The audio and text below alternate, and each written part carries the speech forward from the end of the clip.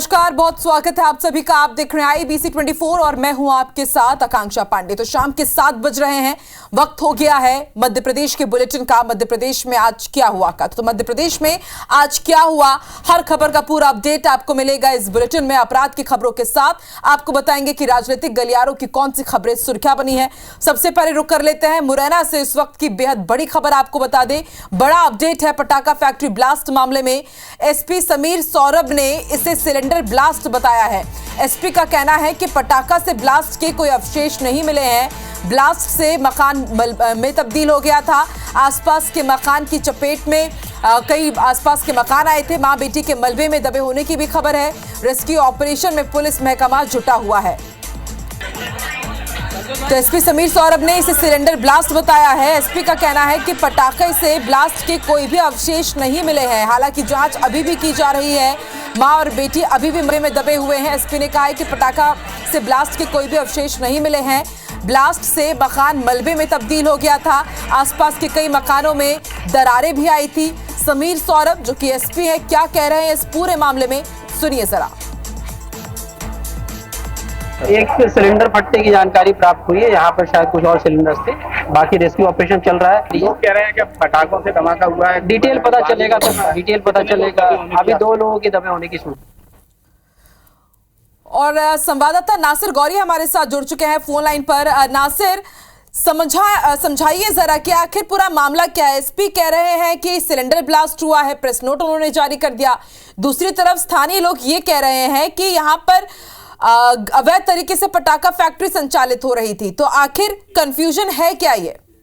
देखिए, दोपहर 12 बजे ये ब्लास्ट हुआ था। इस्लामपुरा इलाका है वहां पर। उसके बाद आनंद फानों में पुलिस प्रशासन और SDRF की टीम और नगर निगम की टीम मौके पर पहुंच गई और उन्होंने रेस्क्यू ऑपरेशन करके एक व्यक्ति को तो निकाल लिया, लेकिन 2 लोग अभी तक फंसे हुए हैं और अभी भी रेस्क्यू ऑपरेशन जारी है।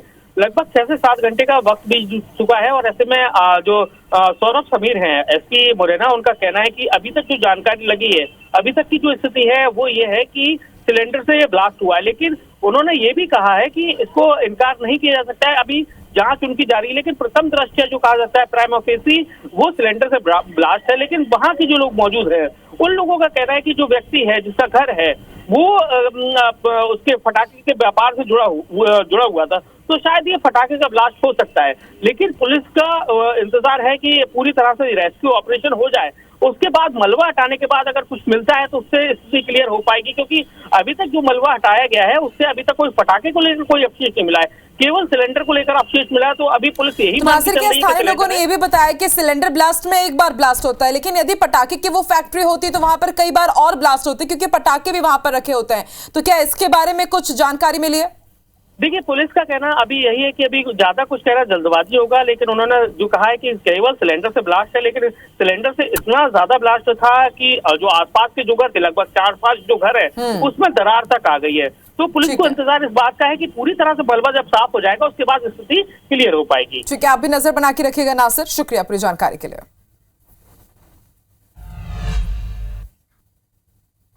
इधर जबलपुर के सिहोरा में BSP नेता की घिनौनी करतूत सामने आई है। आरोप है कि BSP नेता घर में घुसता है और देवरानी जेठानी से छेड़छाड़ करता है। शोर शराबा सुनकर परिजन आए और BSP नेता का वीडियो बना लिया।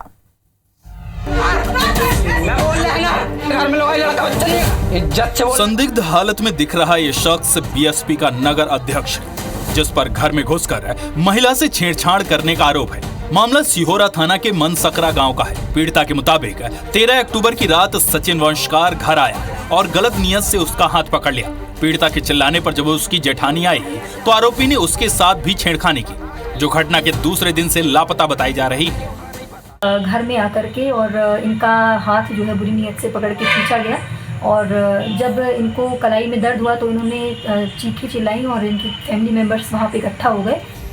इधर जबलपुर में 3 साल के बच्चे से बदमाश नौशाद ने ज्यादती करने की कोशिश की, तभी लोगों ने उसे रंगे हाथ पकड़ लिया और पुलिस के हवाले कर दिया। माता की शिकायत है कि उसके बच्चे 3 साल का एक बच्चा है, बेटा है, उसको एक गलत इंटेंशन से गली की तरफ एक आगर बदमाश है वो ले जा रहा था। पकड़बंदी कर आरोपी को जेल भेजा गया।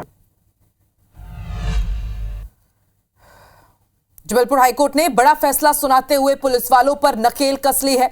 पुलिस हिरासत में होने वाली मौत और फर्जी केसेस को लेकर जबलपुर हाईकोर्ट ने सुनवाई की और डीजीपी को निर्देशित करते हुए कहा है कि मध्य प्रदेश के अब हर थाने में ऑडियो के साथ सीसीटीवी लगाए जाएं।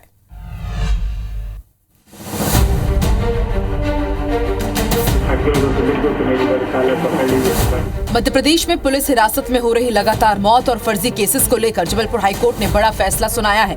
जबलपुर हाईकोर्ट ने आदेश देते हुए मध्य प्रदेश के सभी थानों में ऑडियो वाले सीसीटीवी कैमरे लगाने के आदेश दिए हैं और आदेश के पालन की जिम्मेदारी डीजीपी पर होगी और यदि आदेश पूरा नहीं हुआ तो डीजीपी पर एक्शन लिया जाएगा कोर्ट ऑफ कंटेम्प्ट के तहत। आरोपी पुलिसकर्मियों को 900 किलोमीटर दूर ट्रांसफर के आदेश दिए गए हैं और आरोपियों से 1,20,000 रुपए वसूल कर पीड़ित को दिए जाने का भी आदेश दिया गया है। दरअसल अनूपपुर के भालूमाड़ा पुलिस थाने में फर्जी केस लादकर मारपीट की गई थी। पुलिस वाले की वर्दी फाड़कर पीड़ित पर वर्दी फाड़ने के आरोप लगाकर केस दर्ज किया गया था। पीड़ित अखिलेश पांडे ने याचिका दायर की थी जिस पर सुनवाई करते हुए सूचना के अधिकार के तहत सीसीटीवी फुटेज निकाले गए और उसके आधार पर हाईकोर्ट ने ये बेहद बड़ा फैसला सुनाया है।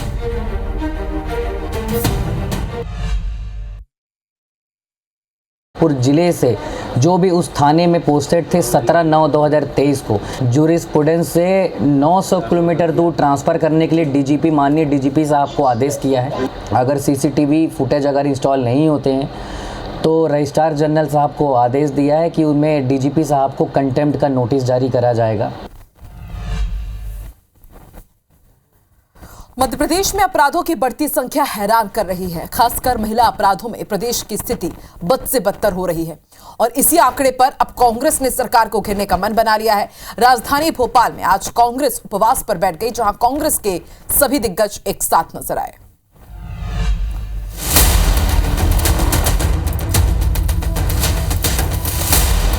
प्रदेश में बढ़ते महिला अपराध को लेकर कांग्रेस आंदोलित है। कांग्रेस ने शनिवार को उपवास रखकर विरोध जताया।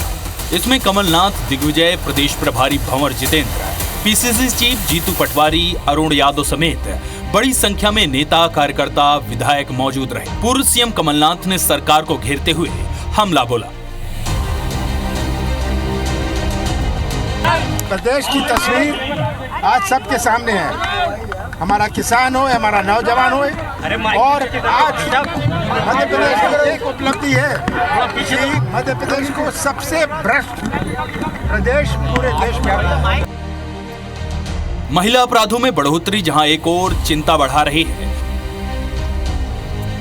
तो वहीं दूसरी ओर इसे लेकर सियासत भी खूब हो रही है।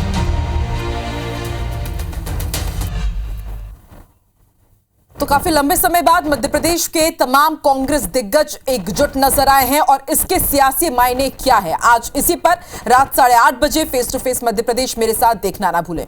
तो देश में कई राज्यों में चुनाव है, इनकी तैयारियों के बीच मध्य प्रदेश में महाराष्ट्र के चुनाव को लेकर सियासत गर्म है। इंदौर के ब्रिटिश कालीन रेजिडेंसी कोठी का नाम बदल दिया गया। नाम बदला तो सियासत होना तो लाजमी है। इसे लेकर कांग्रेस बीजेपी अब आमने सामने आ गई है।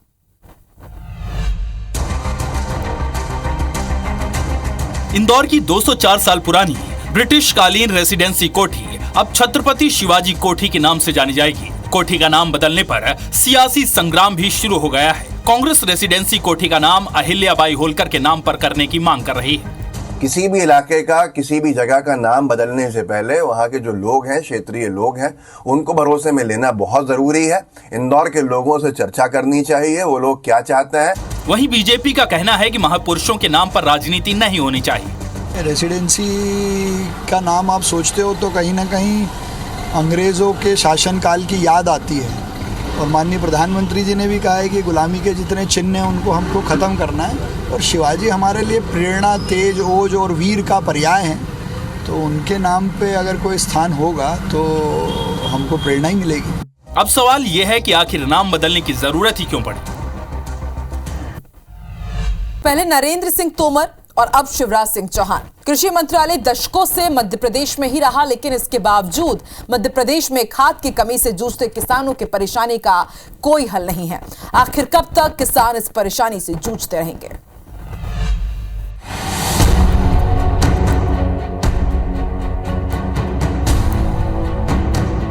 मध्य प्रदेश में एक और खाद की किल्लत से किसान परेशान है। तो वहीं मुरैना से डीएपी खाद की कालाबाजारी का वीडियो वायरल हो रहा है। किसानों की परेशानी को लेकर कांग्रेस अब मुखर है। बीज के साथ मिलाकर जिस डीएपी की जरूरत पड़ती थी बोने के लिए, डीएपी खाद की, वो जिले में बिल्कुल भी उपलब्ध नहीं है। ना सरकार ना जिला प्रशासन ये बताने को तैयार है कि डीएपी का आएगा या नहीं आएगा, तो कितना आएगा, जिले में कितनी जरूरत है, उसकी पूर्ति होगी या नहीं होगी, तो कब तक की जाएगी।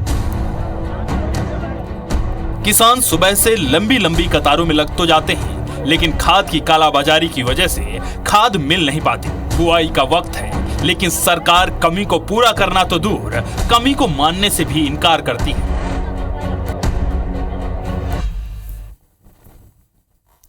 और एक बड़ी खबर आपको बैतूल से बता दें, अपहरण के मामले से जुड़ा हुआ ये बड़ा अपडेट है। 2 नाबालिगों का कथित अपहरण का मामला सामने आया था और आरोपी युवक को पुलिस ने गिरफ्तार कर लिया। आरोपी के खिलाफ थाने में मामला दर्ज हुआ है। बढ़ई का काम करता है ये आरोपी युवक और 3 थानों की टीम इस आरोपी की तलाश कर रही थी। गिरफ्तारी के बाद एसडीओपी ने इसकी जानकारी दी है। तो कल ये सनसनीखेज मामला सामने आया था।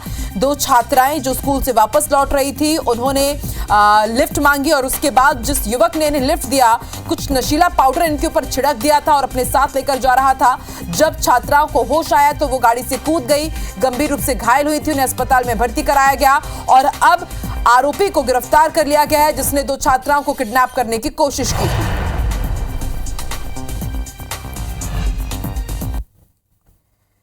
और बिग ब्रेकिंग कटनी से है। सरकारी गाड़ी के बोनट में युवक ने केक काटा है। बर्थडे सेलिब्रेशन के दौरान फायरिंग भी की है। वीडियो सोशल मीडिया में वायरल हो रहा है। तो तस्वीरें आप देखिए, ये सरकारी गाड़ी है। देखिए ऊपर बाकायदा सायरन बज रहा है, जोरदार आतिशबाजी हो रही है और ये जो युवक है बर्थडे सेलिब्रेट कर रहा है, केक काट रहा है सरकारी गाड़ी के बोनट पर। और ना सिर्फ केक काटा जा रहा है बल्कि यहाँ पर फायरिंग भी हुई है और गाड़ी की बोनट पर बैठकर आप देखिए किस तरह से, ये सरकारी गाड़ी है, बार बार जिक्र इसलिए क्योंकि सरकारी गाड़ी का आप इस्तेमाल देखिए किस तरह से बर्थडे सेलिब्रेशन के लिए किया जा रहा है। युवक गाड़ी की बोनट पर बैठ रहा है, फायरिंग यहाँ पर हो रही है, आतिशबाजी यहाँ पर हो रही है और फिर बाकायदा ये केक भी काट रहा है। तो कटनी से इस वक्त की बड़ी खबर आप देखिए किस तरह से सरकारी वाहन का उपयोग किया जा रहा है अपना बर्थडे सेलिब्रेट करने के लिए। सरकारी गाड़ी की बोनट में ये युवक बैठता है, केक काट रहा है और फिर बोनट में बैठ करके वीडियो भी बना रहा है। बर्थडे सेलिब्रेशन के दौरान जोरदार फायरिंग भी हुई है, आतिशबाजी के साथ ही आप देखिए किस तरह से ये बच्चे यहाँ पर फायरिंग भी कर रहे हैं।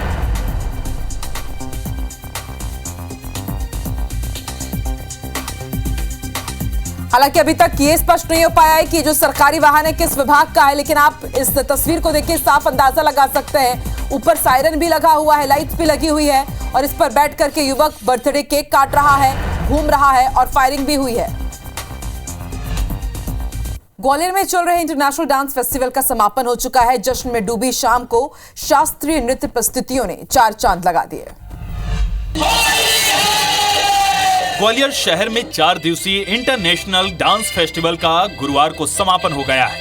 कलाकारों ने एक से बढ़कर एक मनमोहक प्रस्तुतियां दी और ब्लास्टर म्यूजिक बीट के साथ शास्त्रीय नृत्य की प्रस्तुति ने सबका मन मोह लिया। वहीं विदेशी कलाकारों ने भी अपने पारंपरिक परिधान में मन को मुग्ध कर देने वाले संगीत पर ऐसा डांस किया कि दर्शक निहारते ही रह गए। लोग बहुत प्रफुल्लित हैं, बहुत खुशी है और संस्कृति और संगीत तानसेन की नगरी में ग्वालियर में पिछले 4 दिन से जो रंगारंग कार्यक्रम चल रहा है, वो लोग कह रहे हैं कि ऐसा उन्होंने कभी नहीं देखा है। आगे और ये कारवां आगे बढ़ेगा और नई टीम आएगी और ज़्यादा लोग आनंद उठाएंगे। मध्य प्रदेश का और देश का नाम पूरी दुनिया में जाएगा। फोक डांस की प्रस्तुति ने सबका मन मोह लिया। डीपीएस गुड़गांव ने इंटरनेशनल विनर का खिताब जीता, जबकि बुल्गारिया को द्वितीय और लॉरेंस स्कूल तीसरे स्थान पर रहा। और इसी के साथ मध्य प्रदेश के बुलेटिन में फिलहाल इतना ही, लेकिन जाते जाते इस वक्त की बड़ी खबर आपको झारखंड विधानसभा चुनाव से जुड़ी हुई बता दें। बीजेपी की पहली लिस्ट जारी हो गई है। बीजेपी की पहली लिस्ट में 66 उम्मीदवारों के नाम हैं। पूर्व सीएम बाबूलाल मरांडी धनबाद से चुनाव लड़ेंगे, वहीं चंपई सोरेन को सरायकेला से टिकट दिया गया है। पहली लिस्ट में 11 महिलाओं को टिकट मिले हैं। राजमहल से अनंत ओझा, जामताड़ा से सीता सोरेन को टिकट मिला है। झारखंड में आपको बता दें 2 चरण में विधानसभा चुनाव होने हैं। एनडीए में सीट शेयरिंग पर सहमति कल ही बन गई थी। बीजेपी 68 सीटों पर चुनाव लड़ेगी और 68 में से 66 उम्मीदवारों के नाम शामिल कर दिए गए हैं। और इसके साथ ही आपको ये भी जानकारी दे दें कि बाबूलाल मरांडी, उनका भी नाम सामने आया है। बाबूलाल मरांडी धनवार से चुनाव लड़ेंगे, जो कि झारखंड के पहले मुख्यमंत्री थे। सीता सोरेन को तामताड़ा से और बोरियो लेब्रिन हेम्ब्रम को भी टिकट दिया गया है। चंपई सोरेन और सीता सोरेन का नाम भी है पहली लिस्ट में। 68 सीटों पर 81 में से 68 सीटों पर भारतीय जनता पार्टी चुनाव लड़ेगी और 66 सीटों पर उम्मीदवारों का ऐलान कर दिया गया है।